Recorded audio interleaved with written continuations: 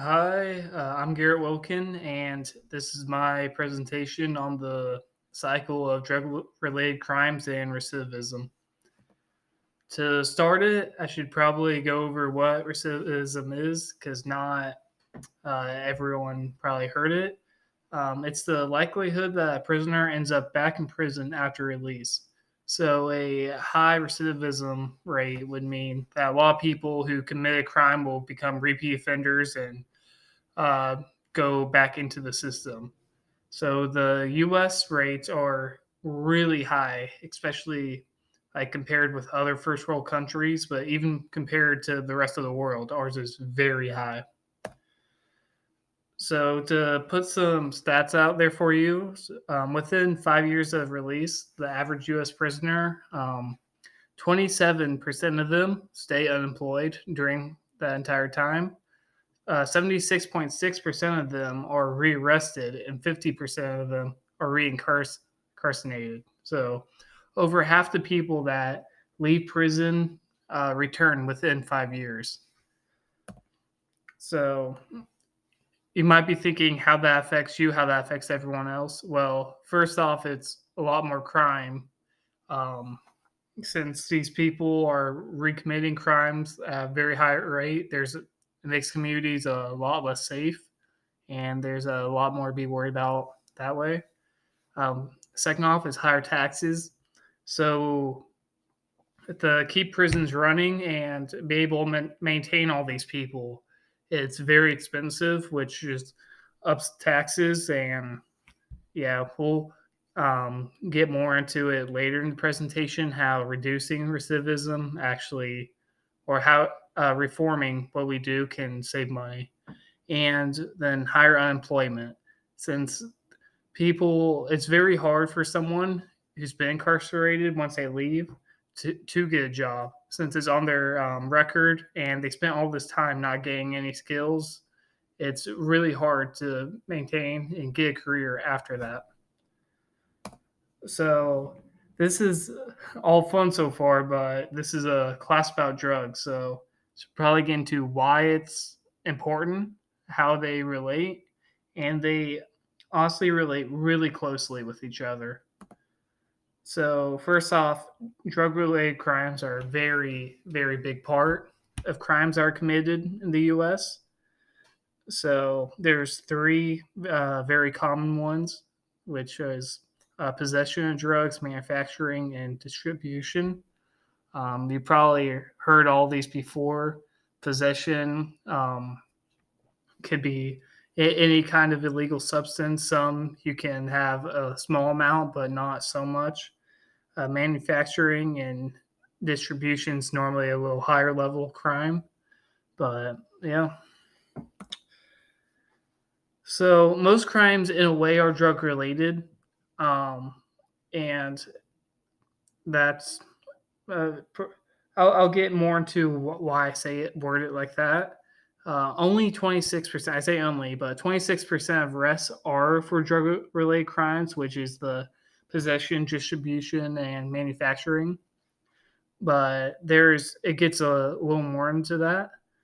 But reducing prevalence of drug use will reduce recidivism on its own. So a lot of times people are in prison, they don't get any treatment, or if they do, it's very little, which doesn't help at all. Once they're back out into the real world, they'll go right back into drugs, and they'll be right where they were before. So when I say gets a little more into it, I think these stats really staggered me, and I think it'll make everyone think a little bit. So, 65% of inmates have a substance abuse disorder, like diagnosed, um, which is very high on its own. But on top of that, 20% of inmates um, who don't have a substance abuse disorder were under the influence when they were arrested, which probably means they have some kind of problem still. It's not diagnosed.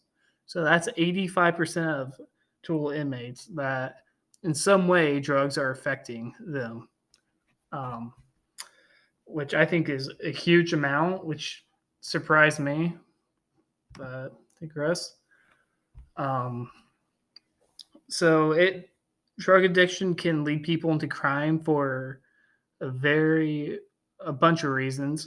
Um, it can first lead into criminal activity. Rather, this is possession that, but also people commit crimes to try to make money to afford and feed their addiction, or they might steal drugs off of someone. There's a lot of reasons that it can take control of their life, and it's I don't know, it's just a lot of reasons that can get you started and keep you in a life of crime.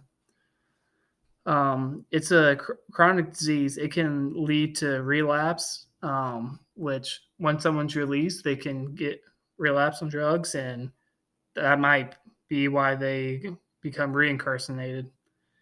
And again, effective treatment and support can reduce the impact of drug addiction. Um, Rehab is a big thing, but it's not nearly big enough the way it is right now. So a lot of people with addictions aren't getting treated at all, which is why this is such a problem. So another thing that I don't think many people know is the released prisoners are very likely to overdose on drugs.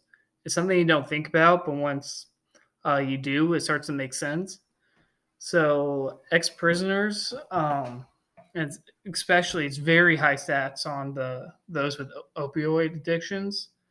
Um, they'll have high tolerances to drugs since they have a SUD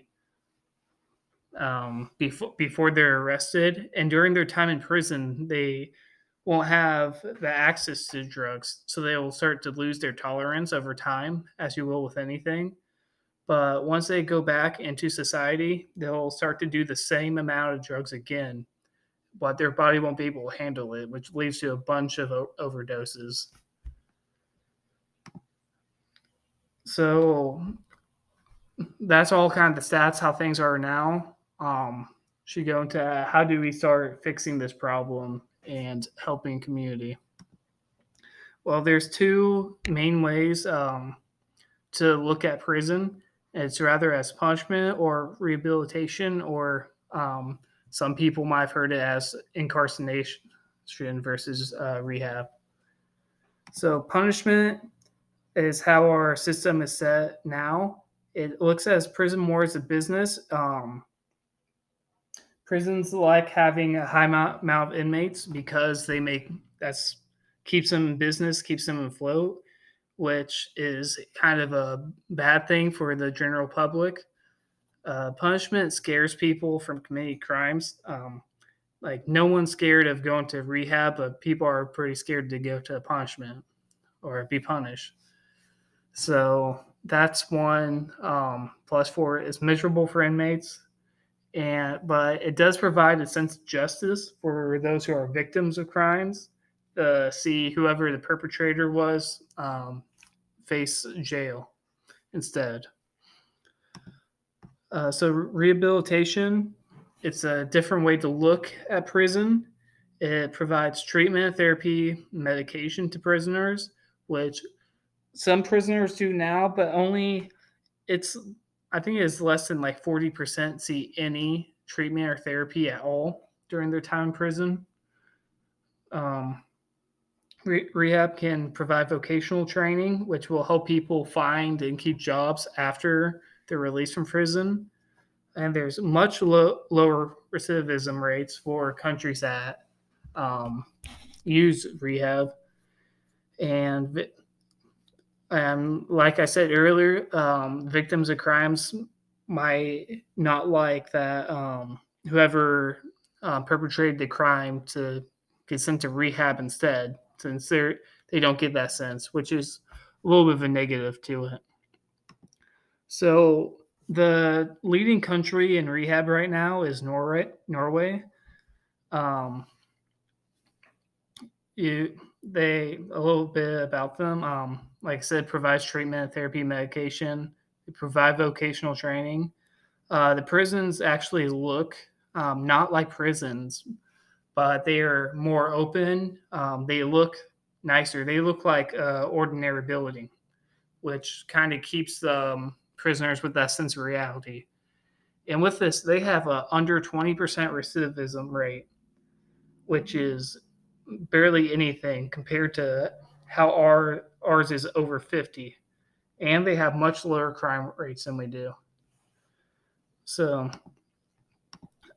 hearing about this, big thing is cost.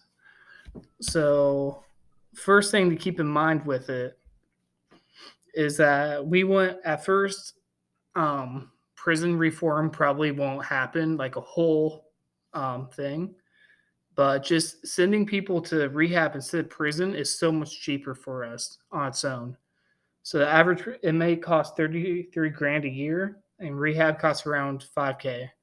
So, and a little bit sad with it, if only 10% of criminals are treated with rehab instead, we would save 5 billion a year on that alone, which would help a lot more people and save money. And even if we did reform completely, uh, it is initially expensive to have all these programs, but we would save money in the long run with not having as much people in the system that we have to pay for. Because right now, how many people we have in prison is way too high.